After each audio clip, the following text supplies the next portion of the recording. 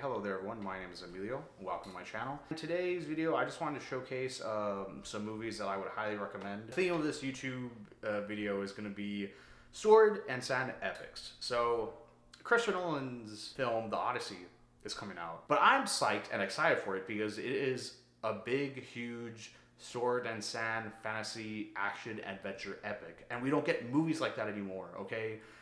So that's why I'm looking forward to it. I hope it's good. It could not be good. I just want to showcase movies that I would highly recommend that I'm pretty sure influenced Christopher Nolan and have influenced a bunch of other filmmakers when it comes to sword and sand epics.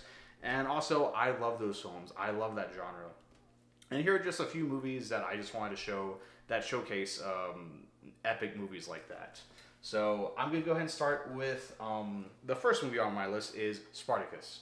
All right, Spartacus is, of course, the classic story of Spartacus, the slave who became like this hero and started a huge rebellion. And this, of course, there is another version of Spartacus, which is the Starz TV show. That show is hella badass. That show is super badass. It's almost like inspired by 300. Super gory, also a little bit graphic when it comes to nudity. Really cool, really fun show with some great underrated actors in my opinion. But of course, before that we had the classic Spartacus film. This movie is starring Kirk Douglas. It is also directed by Stanley Kubrick. Stanley Kubrick later denounced this movie because this is like the only time Stanley Kubrick made like a movie that was more made by the studio and not really directed by him. But I gotta say, this is a great epic. If you like watching old school Hollywood epic films, you know, I think Spartacus is one of the best of this era. I believe this movie came out like what? Like in 60th anniversary. When did this movie come out? It either came out, I want to say I think this movie came out like in like the early 60s or so, but this movie is great. Kirk Douglas is great in the movie. There's a lot of great actors in it. A lot of prestige classic old school actors. You don't just have Kirk Douglas, you have a bunch of other iconic actors that I cannot name, but they are iconic. But yeah, great movie. This was made before the use of CGI, so you have a shitload of extras and some practical effects. And it's just a really good drama that was really relying on a heavy use of practical effects, extras, you know, fighting in these huge, amazing battle scenes. Also, say what you want about Mike Upson. I know he's controversial and crazy, but like in the 90s and like the early 2000s, like 80s, this guy was a movie star, and he is for a reason because he commands the screen, and I love this movie, okay?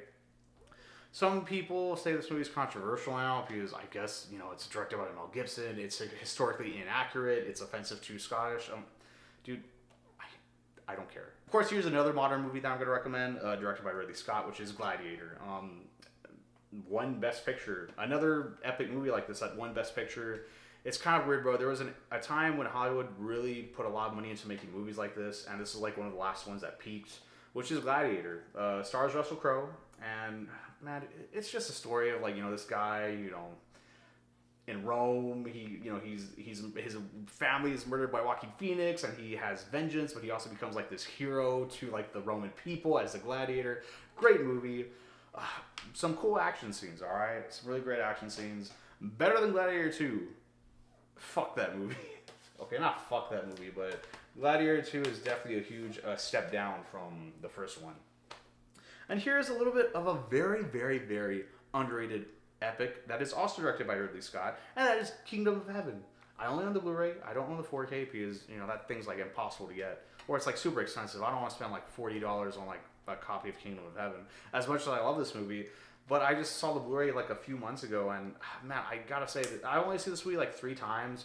I will say I definitely do love the first act of this movie more than like the later half because, you know, it's like this character Orlando Bloom going on like a journey to find his faith, a journey of redemption. And, you know, he finds Liam Neeson, who is this knight that ends up being his father. And, he just is whisked on this, like, huge adventure.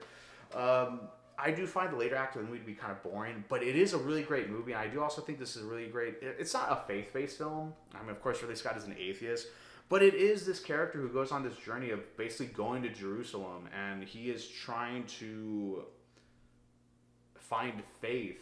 And what is faith? To be a good person, you know, what is it to be a knight? Anyways, that's all I'll say about the movie. There's also a lot of other stories going on, a bunch of other. There's also very like ancient political thriller based on stuff that happened, thousands of years ago. Of course, this is kind of like not based on a true story, but like the story that this movie is depicting is based on stuff that happened in actual history, thousands of years ago. And it's just really Scott making a great Hollywood epic adventure film. This film. You also got Eva Green in this movie, Jeremy Irons. Edward Norton is in the movie. You have like a huge cast. I don't think this movie did well. I think it bombed at the box office. Also, this is the Ultimate Edition, which has like the big 3.5 hour cut. I remember even they showed this movie on TV a lot, but like I was just like, I never really saw it. But I didn't really hear about how good this movie was until like this version was released, and it turns out this director's cut is like 10 times better than the shitty mainstream cut that came out, back in like 2005. Now, of course, here's another iconic movie. In fact, this is like the movie to watch before watching The Odyssey. A lot of people are comparing this movie to The Odyssey for very obvious reasons. It's because The Odyssey is... Before The Odyssey, there was a story about the takedown of Troy, and there's also the story about, why these men came to Troy. But of course, it's Troy. I got here Troy right here. I gotta say, I actually bought this movie on Blu-ray like maybe 2 months ago for like $6.49, which was a really great deal. I think I already made a video showing off me buying this movie. But there's a new 4K that's coming out right now, and I'm probably gonna pre-order the 4K pretty soon. But hey, I bought it the Blu-ray for $6.49. It was a really good deal, but it's kind of weird. I don't know why, and I know other people on YouTube have said this. This movie was always just known as like Brad Pitt, Troy adventure movie that was kind of long forgotten. A lot of people never consider this movie like a great movie, like Braveheart, Gladiator. It was a movie that doesn't have like a high Rotten Tomato score, but I remember I've only seen this movie once, and my cousin showed me this film, and even he told me how he didn't see the movie, but he saw it on DVD and was just blown away by how badass and cool it was. And all of a sudden, it's like now 2026, and people are like, there's a huge resurgence with this movie. It's now considered like one of the best movies of the 2000s. A lot of people who saw it when they were like either kids or teenagers love that movie. I guess it was just made for the wrong audience at the wrong time, because I'm seeing a huge resurgence of this movie as like regarded as one of the last great, sword and sand epics. And this movie definitely is that. Now, I haven't seen it in a while. It has a huge cast. Got Brad Pitt, of course, Eric Bana, Orlando Bloom, and a bunch of other actors, Peter O'Toole. But yeah, anyways, I decided to get Troy. Of course, you gotta watch Troy. But anyways, here I have a few more other films I want to show off. Here I got The Northman. I think this movie is personally one of the best movies made of the 2020s. Robert Eggers is one of my favorite filmmakers working today in Hollywood, and he's made some great stuff. I know he has like a werewolf movie coming out later this year, but this one came out back in like 2022. Now, I really like this film. It's not like a huge epic, but it does have like the same theme, tragic hero's backstory. He's going out to,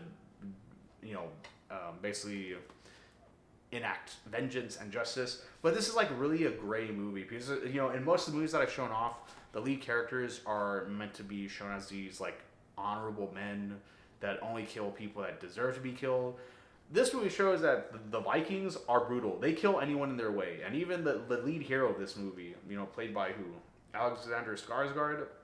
He's not like, he's pretty much is a hero, but he does some like questionable things, during his quest for vengeance. Not really like the most original movie. It's really great and it's really badass, and I like Robert Eggers films. Now, here are two movies that I finally have to show you. One I've seen at least twice in my lifetime. The other one I actually have never ever seen, but these two movies are probably the most iconic when it comes to sword and sad epics. The first one I'm going to show off is Lawrence of Arabia.